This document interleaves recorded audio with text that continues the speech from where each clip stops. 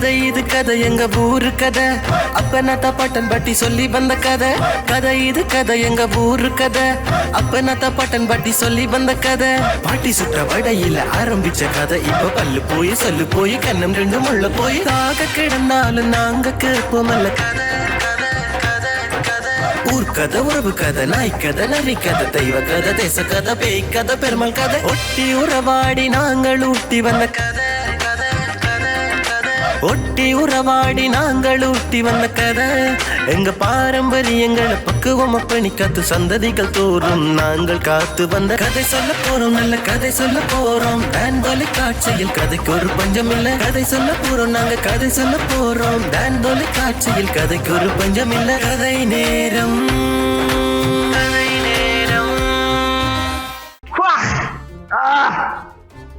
வந்தாச்சு உனக்கா மங்குனி என்னன்னு இல்லையா வச்சுருந்தேன் உன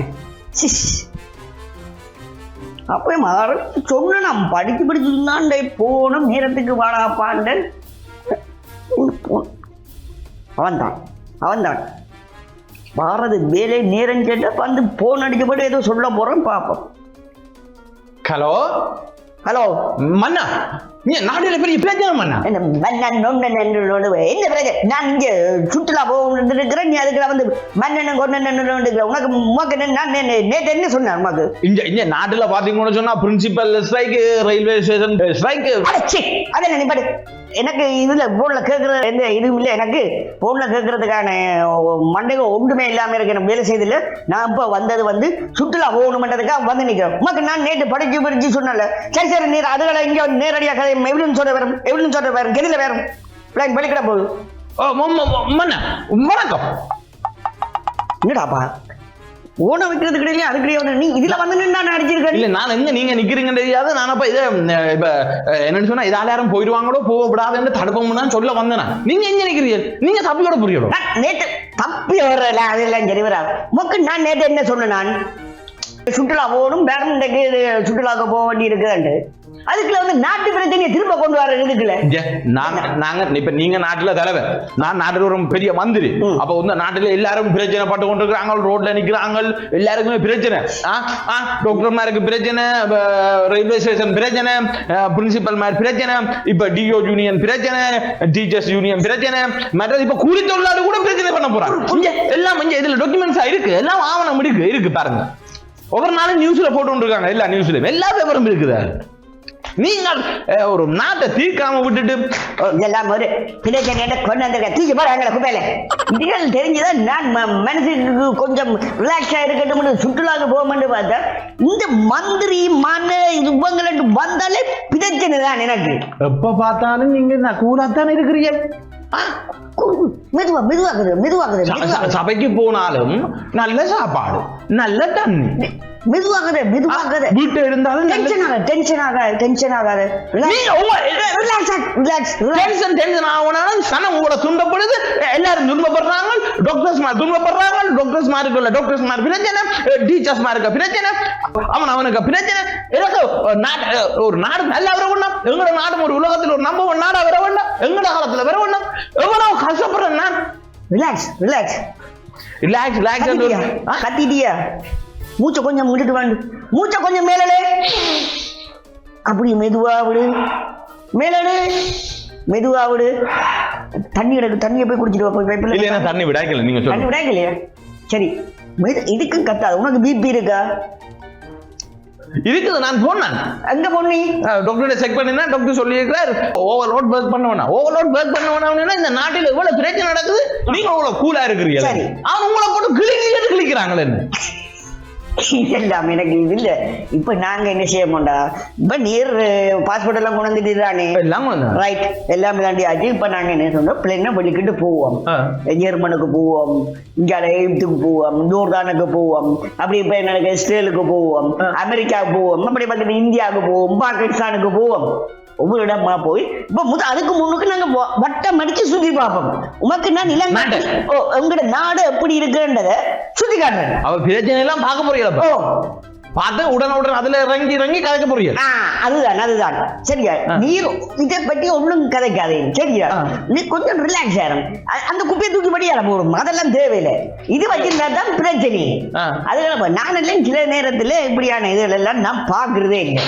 பார்த்தா என்ன பிரச்சனை வந்தது மக்கு. நான் உதாரணத்துக்கு ஒரு கதை சொல்றேன் சரியா. அப்ப நான் திருமணம் ஆகி புதுசுல சரியா, புதுசுல நல்லா தான் வாழ்க்கை போய்க்கொண்டு புதுசுல எல்லாரும் நல்லா தான் போறதோ. ஒரு 2 வருஷத்துல எனக்கு மனுஷிக்கு சண்டை வந்தது. கடை தொடணும் இறங்கி விட்டுட்டு போந்துருவேன். நான் வேலைக்கு என்ன சட்டான அடிச்சு போட்டு வந்துருவேன். வந்து நான் இங்கால எந்த நாட்டு வளர்ப்பு பார்க்கத்தான் நீ வேணும். குடும்பத்தை விட நாடு தான் முக்கியம். நான் அதெல்லாம் விட்டுட்டு வந்து நாட்டுக்காக நிக்கிறேன். அவன் சொல்றான் உமக்கு நாட்டை முட வீட்டை முட உமக்கு நாடு தானா முக்கியம், உமக்கு என்னது கல்யாணம் திரும்ப போட்டிருக்கலாம். அடி ஒட்டே அடிதான் அடி. இப்படி 2 வருஷம் அடிக்காலும் சில நேரத்துல சாப்பாடு கிடக்காது. அடிச்சா சாப்பாடு சரியா. மத்தியானத்துல உறப்புகள் கூடுதலா கிடைக்கும். இதோட உட அடிச்ச நோவுல எனக்கு நான் சமைக்கலாத பண்ண கடையில சாப்பிடுவார். அப்ப கடையிலேயும் போய் சாப்பிடுறது, இல்லாட்டி அம்மாட்டு போறது. இப்படி போய் இப்படி பழகி கொஞ்ச காலமா இப்படி பிரச்சனையா இருக்கு. இப்ப நெட்டெருப்பு தாங்க இருக்கு. நான் இந்த பாட்டுக்கு என்ன செய்யறேன், இந்த பாட்டுக்கு நான் இருக்கிறது அவளுக்கு நாம வழிக்கிட்டு போயிருக்க நாட்டு போறேன், அது கிழிக்க போறேன், பாப்பம் என்ன நடக்குது அங்க ஜனங்கத்துதோ அப்படியோ அப்படியோன்னு எல்லாம் சொல்லுவாள். ஆனா கொடுக்கறத கொடுத்துக்கு நானே இருக்கிறேன் நீங்க வீட்டுக்கு. அது சரியோ இப்படி காத்தினாலும் நான் கேட்காம இந்த பாட்டுக்கு போயிடுவேன். பச்சுமையும் திரும்பி கத்தினா சாப்பாடு இல்லாம போயிடுமே. காலம சாப்பாடு, மத்தியான சாப்பாடு, இரவு சாப்பாடு இல்லாம போயிட்டு அப்ப மனுஷன் நீங்க பேசாம இருக்க வலிக்கிட்டீங்க. தச்சமே மினாவில வராத சொல்லி கதவை போடிதான் ஆறு பாக்குறது. நான் காவலுக்கு கதவுகளை கிடக்கு, தெருவுல கிடக்கு, இன்னும் இப்படி கிடக்குறான்னு சொல்லிட்டான்டா மரியாதை போயிடும். அதெல்லாம் விட்டு கொடுக்கல மண்ணான் பார்த்தேன். சரி வராது ரைட் ஓகே. எந்த பாட்டுக்கு நான் அமைதியை கடைப்பிடிப்பேன். முந்து கொந்தளிக்காததால நீ இப்படி பிரச்சனை அமைதி என்று நானே இதாண்டி என்ன சாந்தப்பட்டுக்கொண்டு இப்போ எப்படி போனாலும் கத்து வாழ் இந்த பாட்டுக்கு நான் இருப்பேன். காலமோட மீனோட வேலைக்கு போய்க்கிறது முன்னுக்கு கத்து போட்டு வருவாள். தான் ஒரு டீயை குடிச்சு போட்டு என்ன கொண்டு ஒரு பக்கம் வைப்பாள். வச்சுட்டு ஒன்று போயிடுவாள். நான் ஒரு கப்பாது சிரிச்சு போட்டு எடுத்து குடிப்பேன். காலமதி வந்துட்டு அப்ப குடும்ப பிரச்சனை தான் இந்த நாட்டிலேயும் கொண்டு வரீங்க. அதன் நேரத்தாண்டாப்பா இப்படி ஒவ்வொன்றுக்கும் காலமையில சாப்பிடாம செய்ய போதும் திரும்ப என்னடி இப்படி வச்சுட்டு போகணும்னு கேட்டு காலமை சாப்பாடு இல்லையா. ஆனா அது வீட சரி. ஆனா அதே மாதிரி நான் வீட்டுல எப்படி கடைப்பிடிச்சோம் இந்த வீட்டு கடைப்பிடிப்பு தான் இப்ப நாட்டுக்குள்ளே அவன் டாக்டர் கத்துறான், இவன் சங்கத்தால பிரச்சனை எழுப்புறான், அந்த சங்கம் தொடங்கிட்டன்ற, இந்த ஆசிரியர் சங்கம் தொடங்கிட்டன்ற, தொழிலாளர் சங்கம் தொடங்கிட்டாங்கன்ற இதையெல்லாம் கேட்டுக்கொண்டிருந்தேன் சொன்னா மற்ற நாட்டுல போய் நான் என்ன இந்த நாட்டை பற்றி நான் கதைக்கிறது. மற்ற நாட்டு இருக்கிற அரசன்கிட்ட போய் எந்த நாட்டுல பிரச்சனை இருக்குது அது இது நான் எப்படி கொடுத்து இதுன்றது ஆக மொத்தம் என்னன்னா கத்தினால பிரச்சனையா இருந்துச்சுன்னா தானே நான் இன்னும் நாட்டு மண்ணிட்ட போய் பிரச்சனை எப்படி நடக்குதுன்னு சொல்லி கேட்கலாமே தான். அப்ப கண்ணும் காணாத மாதிரி இருந்துட்டு அந்த மன்னர் தேர்வு 2 பேரும் தானே அடுத்த மன்னர் தேர்வு செய்ய போக திரும்பவும் பதவியேற்பு வரைக்கும் அந்த நேரத்துல காட்டணும் என்கிற இதை. அப்ப எவனவன் கத்தினாலும் காதல கேட்கக்கூடாது.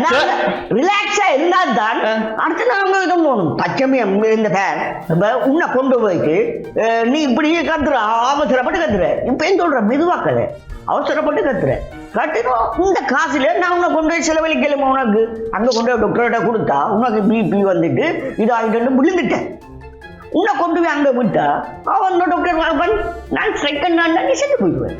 நான் பிறகு உங்க குடும்பத்துக்கு நான் இன்னொன்று கொடுக்குறேன். நான் கூட்டி கொண்டு போனதால உனக்கு வந்தாண்டு இப்ப தச்சமே அவர் என்ன செய்வான் செக்காயிட்டு அதெல்லாம் எனக்கு இத்தனை கோடி வரணும். அப்ப எவன் கத்தினாலும் கேட்கக்கூடாது. அப்ப அவன் என்ன பாடுபட்டாலும் கேட்கக்கூடாது. அப்ப நம்மளை அரசனாக்கினவன், நம்மளை இப்படி ஆட்சிக்கு கொண்டு வந்தவன், நம்மளை இப்படி மந்திரி சபைக்கு ஆக்கினவனை பற்றியும் கத்து எடுக்க கூடாது. அதெல்லாம் இப்ப நாங்க பிளேன்ல அப்படியே நம்ம நாட்டை சுத்தி பார்த்து கொண்டு பக்கத்துல இருக்கிற உலக நாட்டுக்கு போவோம். அப்ப யார் எப்படிப்பட்டாலும் நம்மளுக்கு பரவாயில்ல. அது பரவாயில்ல, அதை விடு. நீ உங்க மைண்டுக்கு ஏத்துக்கிட்டு உனக்கு சரியான ட்ரஸ்ட் ஆகும். சரியா? அப்ப நீ என்ன செய்ய போறன்னு ஒண்ணும் தெரியாது. இப்ப நான் உன்னை கூட்டி கொண்டு போயிட்டு அங்க விட்டுட்டு என்ன நாட்டுல அங்க போய் என்னத்தை கிடைக்க போற? எங்கட நாட்டுல அப்படி இதா இருக்குது, எங்கட நாட்டுல மிதண்டிட்டு அதாவது நான் இதன்றையில அண்ணா கேட்க போறேன். அப்ப நீங்க ஒன்று யோசிக்கிறீர்கள். இப்ப நாய் மடிவட்டு நாயுமே தீர்த்து கொள்ளட்டு. அப்ப இங்கால மாடு முடி வெட்டா மாடுமே அப்ப மாடு நாய் முடி வெட்டாலும் அவையே தீர்த்து கொள்ளட்டு. அவன் ஆனா தீர்த்து கொள்ளவே நீங்க இருப்பீர்கள். ஆனா ஒன்றும் நடக்காது. மாடு நாய் கண்டுபிடிக்க கிடைக்க நாங்க போடலாம். அந்த கை தான் எங்களுக்கு தேவை. அடே நாயும் அடிபட்டுன்னு சொன்னா ஒரு இடத்துல பிரிஞ்சு போயிரும் அது. ஆனா திரும்ப எங்கேயோ ஒரு இடத்துல சேரும். மாடும் சண்டை பிடிக்கிட்டா ஏதாவது ஒரு இடத்துல சேரும். ஆனா மாடு நாய் சண்டை பிடிக்கிட்டோம்னா என்ன செய்யும்? பிரச்சனை கொண்டே நிற்கும். அப்ப இது ஒண்ணு விட்டு கொடுக்க நாய் இப்ப நீ இதுக்குள்ள வரக்கூடாது, நீ இதுக்கு நான் முட்டு. இதுல யார் எங்கட பக்கமோ மாடு எங்கடையான்னு சொன்னா நாய்க்கு எதிராக நிற்கும், நாய் எங்கடையான்னு சொன்னா மாட்டுக்கு எதிராக நிற்கும். ஆனா ரெண்டு பேரும் என்ன இதுல நிப்பிடம் எதிராக நிப்பிடம் எங்களையா நிக்க மாட்டேன். அந்த இடத்துக்கு நாங்க பூந்து ரெண்டு பேரையும் பிரிச்சு விட்டுறோம். நீங்க பெரிய ஒரு அரசியலை சொல்லி போடுங்க. அதுதான். இல்லாட்டி நான் மன்னனா இருக்கேனுமா?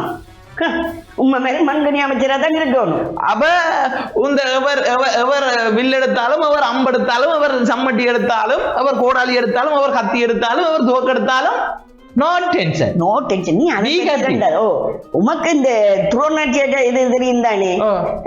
யாருக்கு இந்த பிலிபத்தியில கற்பெற்றவர்? இங்க பஞ்ச பாண்டவர்களுக்கும் கௌரவருக்கும் தான் அதாவது குருகுல கல்வி என்றது. அங்க படிப்பிச்சு கொடுத்தவர். இங்க யாரு பாமர மன்னர்கள் வரக்கூடாது. கற்றுக்கொள்ளக்கூடாது என்ன செய்யறது? அப்ப இந்த பாமரன் படிச்சா அந்த பாமரனும் போட்டு தள்ளக்கூடாது. அவன்கிட்ட இருந்து நாங்க ஏதாவது ஒன்று எடுத்துக்கொள்ளும். அவன்கிட்ட இருந்து என்னத்தை துரோணம் சேர வேண்டி கொண்டார்? பெருவிரல வேண்டின பிறகு யாருக்கு துருதுணியா நிக்க சொல்லி கேட்டவர்? கௌரவர்களுக்கு தான் நிக்க சொல்லி கேட்டிருக்கு. ஆனா அங்க துரோணாச்சாரியர்களுக்கு கொடுக்கணும். அவர் துரோணாச்சாரியர் பாண்டவர்களுக்கு போகணும் நினைக்கல. அங்க வருவாய் இருக்கு.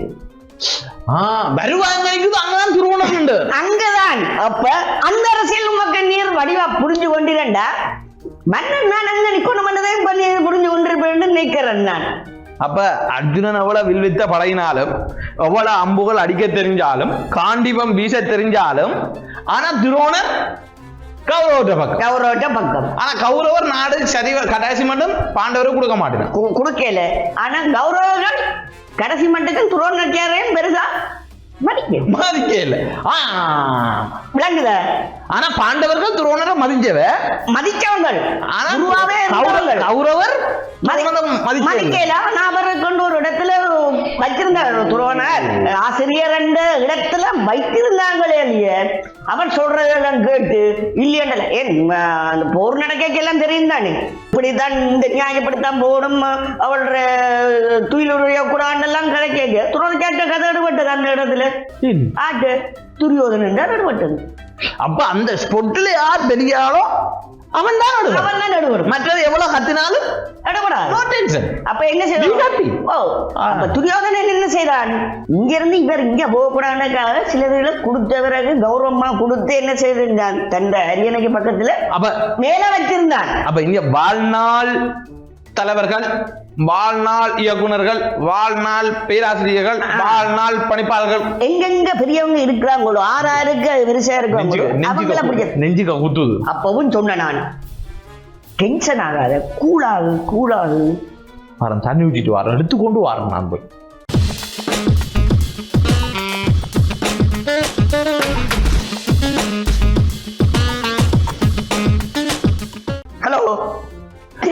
ஹலோ மன்னா. எங்க நீ இருக்கிறியா செத்துட்டியா? ஐயோ வந்த நான் மன்னா கொஞ்சம் கலைக்குது. வாரம் தண்ணி அப்படியே கட்சி வந்துட்டு எனக்கு தெரியும். உன்னை கொண்டு போய் என்னன்னு சொன்னா திரும்ப டென்ஷன் ஆகாத. உங்களுக்கு என்னத்தை சொல்றது? இப்ப இவங்க என்ன எல்லாருமே ஸ்ட்ரைக் பண்ண போறாங்களாம். என்ன செய்யறது? பண்ணட்டுக்கும் ஸ்ட்ரைக் பண்ணட்டுக்கும் நீங்க சிம்பிளா சொல்லிட்டு இருக்கிறீர்கள். எல்லாம் பண்ணட்டும். அவன் செய்யறது செய்யட்டுக்கும்டா. நீ என்னடா டென்ஷன் ஆகுற? பக்கத்து ஒட்டுக்காரங்க இவ்வளவு நாட்டுல இவ்வளவு கலவரமா கிடக்குது, நாடு சுத்திட்டு இருக்குது. என்ன என்ன செய்யறது என்ன போறதுன்னு ஒன்றுமே எனக்கு விளங்க இல்லை. என்ன இந்த அமைச்சரால எனக்கே வருத்தம் வந்துரும் போல இருக்கு. நீ கொஞ்சம் டென்ஷன் ஆகாது. டென்ஷன் ஆகாது. ஏன்னா நாடு இப்படி குழம்பி போயிருக்கு. நீங்கள் வந்து ஏர்போர்ட் எங்கேயோ போறோம் பார்ப்போம். மங்குனி அமைச்சரே கொஞ்ச நேரம் சும்மா இரும், வாய் மூடிக்கொண்டிரும். உமக்கு ஒரு கதையை வந்து சொல்றேன். ஒரு மன்னனுக்கு ஒரு 6-7 பிள்ளை உண்டிய, பிள்ளையும் குட்டியும் பிள்ளைகள். சரியா? அந்த பிள்ளைகள்ல மக்கள் ஆற விரும்புறானோ அவன் தான் அரசியலாக முடியும் என்று கடைசி காலத்துல அவர் சொல்லி போட்டார். எங்கட நாட்டுல யாழ்ப்பாணத்துல இவர் தான் டாக்டரா வரணும்னு மக்கள் நியமிக்கிறது என்ன, உங்களோட அமைச்சரவையே நியமிக்கலாம் இருக்கும். இந்த கதையை கேளும் நீர், டென்ஷன் ஆகாதே. சரி சரி, நீர் அந்த இதை விட்டுட்டு நீர் இப்ப என்னென்ன வரும், நீ ஏர்போர்ட்டுக்குள்ள நின்று இப்ப சுற்றுலாவுக்கு போறதை பற்றி நினைச்சு கொண்டு உனக்கு சுற்றுலாவுக்கு போறதுக்கு மூணு கதை சொல்றேன் கேளு. என்ன அதை விடும். சரியா? அந்த விடும். அவன் மக்கள் நியமிக்காதான் நீ மன்னனா வரலாமன்னு ஒருத்தனை சொல்லியாது. உடனே ஒருத்தன் போனான், போய் மக்களிடம் சொன்னான், அன்பார்ந்த மக்களே, நான் மன்னனா வந்தேன்னு சொன்னால் உங்க இந்த நாட்டில் இருக்கிற எல்லாத்தையும் நிவர்த்தி செய்வேன், உங்கள் கஷ்டங்களை போக்குவேன், அது தருவேன் இது தருவேன், இப்படி எல்லாம் உங்களுக்கு எந்த குறையும் இல்லாமல் நான் உங்களை பார்ப்பேன். வைத்தியசாலை குளறுபடி எல்லாம் பார்ப்பேன். அவன் சொல்லிட்ட, என்ன குறை எது வந்தாலும் நான் பார்ப்பேன். சரியா? அப்ப எங்களை விட மனுஷியோட ஏற்படுற பிரச்சனையும் பார்ப்பேன். அதெல்லாம் தேவையில்லை உனக்கு. சரியா? என்று சொல்லியாது. இப்படி ஒவ்வொரு இடமுடமா போய் சொன்னோடனா சனத்துக்கு இவனை பிடிச்சு கொண்டு முதலாவது இல்ல ஆரோ ஒருத்தன் போய் இப்படி கேட்கிறான், ஒவ்வொருத்தரும் பிரச்சாரம் கேட்க. ஆனா சனத்துக்கு இவனை தான் பிடிச்சிருக்கு. உடனே சனம் என்ன, இவன் தான் மன்னனா வரணும் எங்களுக்கு வந்தான் வேணும் என்று சொன்ன உடனே இவன் மன்னன் ஆகிட்டான். மன்னனாகிய கொஞ்ச காலத்திலே இதுக்குமே நடக்கிற சனம் எல்லாம் திட்ட தொடங்கிட்டு வரும். முன்னுக்கு சொன்னான் இப்படி செய்வான் அப்படி செய்வான், இதுக்கு முன்னுக்கு சொன்னான் இந்த வயல் நிலங்கள் எல்லாம் இப்படி செய்து விடுவான், அதுக்கு முன்னுக்கு சொன்னான் இப்படி எல்லாம் சொன்னான். இப்ப பார்த்தா ஒன்றுமே இல்லையே மாதிரி இவனை மன்னன் ஆக்கிருக்கே இருக்க கூடாது, அதோ ஒன்று சேனம் எல்லாம் திட்ட வலிக்கிட்டு இப்ப உங்களை திட்டுற மாதிரி. அதே மாதிரி அந்த மன்னனுக்கு பக்கத்துல ஒரு நாதாரியம் இருந்திருக்கு, அங்கேயும் இருந்திருக்கு.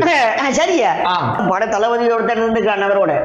அப்ப அவன் பேச்சு வழக்குல கொடுப்பான், மன்னா இப்படி எல்லாம் சனம் கிடைக்குது, நீங்கள் இப்படி மன்னனாகிறதுக்கு முன்னுக்கு போய் சொன்னது ஒன்று நிறைவேற்றலையே, அது எல்லாம் கண்டு எல்லாம் கேட்டு. அப்ப மன்னன் சிரிக்க விட்டு போனானா.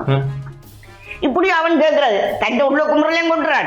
இப்படி செய்யறோம்னு சொல்லி விடுவோம், செய்யலையோ அதோடான்னு இவன் சொல்ல. இப்படி ஒரு கொஞ்ச காலம் போனோன்னு இவன் சொல்லியிருக்கான், தலைமையாரு வேறும் இன்றைக்கு நாங்கள் மீன் பிடிக்க போவோம். தலைவையோட சொன்ன உடனே தளபதியும் சரி மீனுக்கு பிடிக்கிறதுக்கான எல்லாத்தையும் எல்லாம் எடுத்துக்கொண்டு ஆயுதங்களை எடுத்துக்கொண்டு போயாச்சு. போயிட்டு மன்னன் அந்த போட்டில் இருந்து கொண்டு தூண்டில கொடுக்க இவர் புழுக்களை ஒவ்வொன்றா கொழுவி பிடிக்க ஒரு 2-3 கூட முழுக்க மீன். இவரும் குத்தி கொடுக்குறாரு புழுக்களை. அது இவர் மன்னனும் போட்ட உடனே மீன் வந்துடும். இப்படி கூட முழுக்க நிறாண்டி. சரி, உடனே ஆக்கில கூப்பிடும். ஆக்கில கூப்பிட்டாங்க.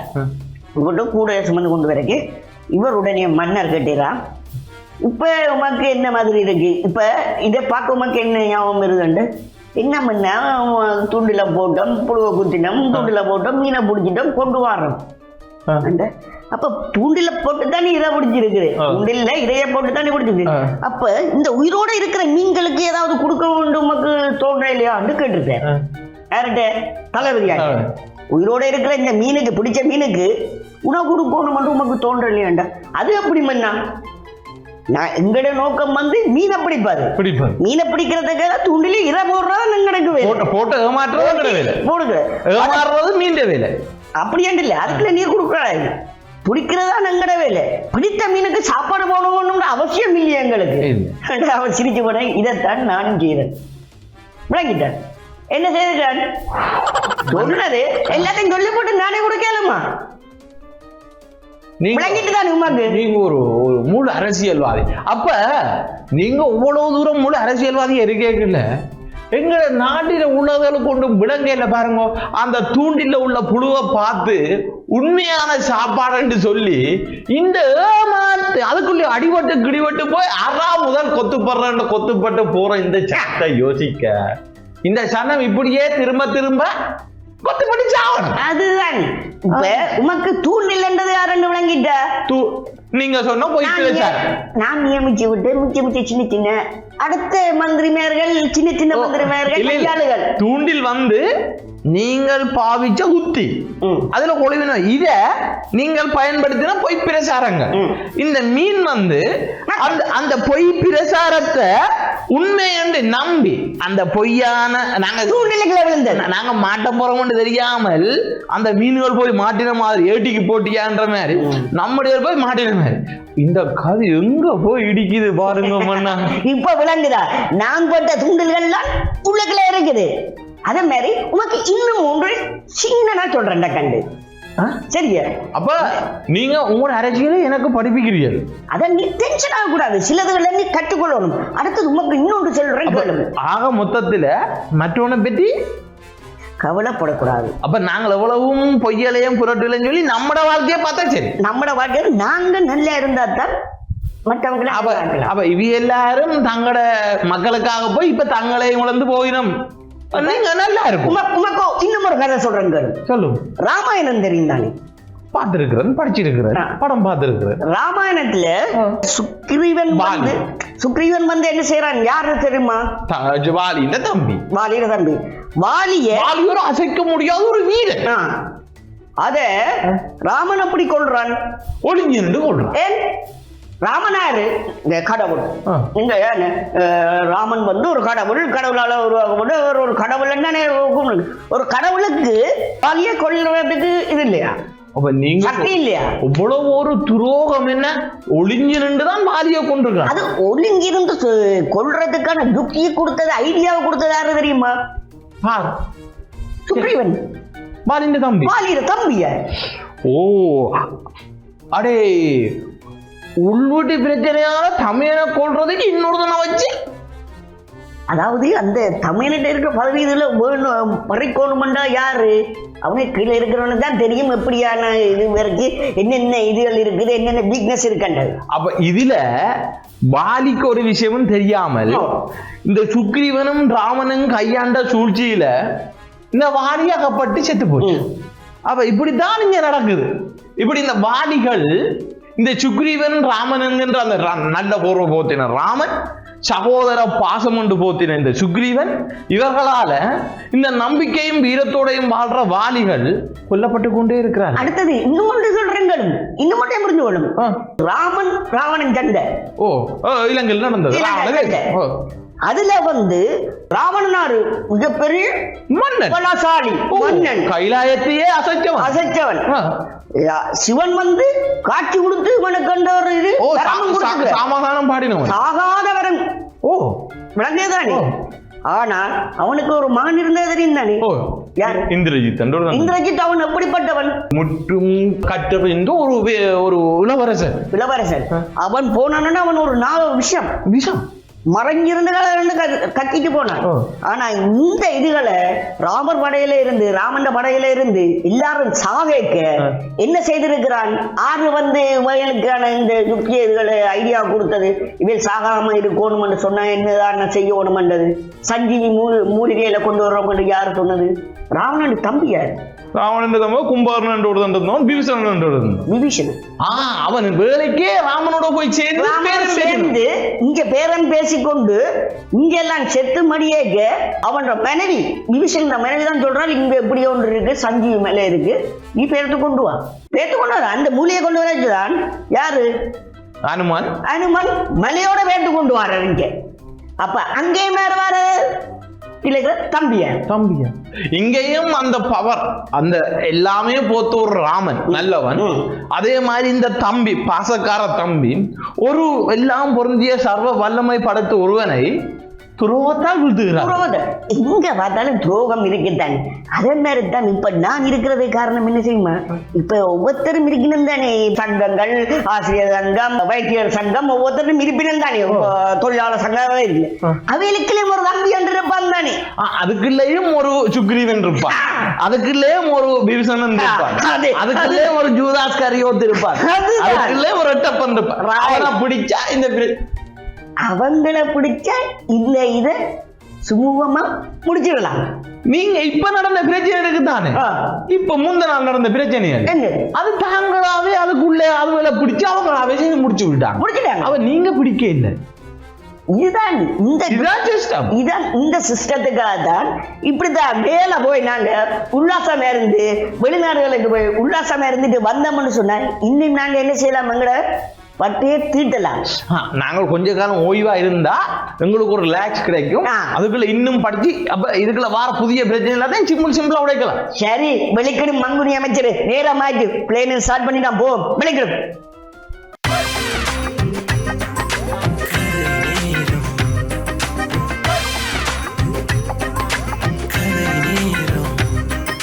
கதை இது கதை எங்க ஊரு கதை அப்பனத்த பட்டன் பட்டி சொல்லி வந்த கதை. கதை இது கதை எங்க ஊரு கதை அப்பனத்த பட்டன் பட்டி சொல்லி வந்த கதை. பாட்டி சுற்ற வடையில ஆரம்பிச்ச கதை இப்ப பல்லு போய் சொல்லு போய் கண்ணம் ரெண்டு முள்ள போய் தாக கிடந்தாலும் நாங்க கேட்போமல்ல கதை. ஊர் கதை உறவு கதை நாய் கதை நரி கதை தெய்வ கதை தேச கதை பேய் கதை பெருமாள் கதை ஒட்டி உறவாடி நாங்கள் ஊட்டி வந்த கதை. ஒட்டி உறவாடி நாங்கள் ஊட்டி வந்த கதை எங்க பாரம்பரியங்களை பக்குவம் அப்பணி காத்து சந்ததிகள் தோறும் நாங்கள் காத்து வந்த கதை சொல்ல போறோம். நல்ல கதை சொல்ல போறோம். டான்தொலை காட்சியில் கதைக்கு ஒரு பஞ்சம் இல்லை. கதை சொல்ல போறோம். நாங்க கதை சொல்ல போறோம். டான்தொலை காட்சியில் கதைக்கு ஒரு பஞ்சம் இல்லை. கதை நேரம்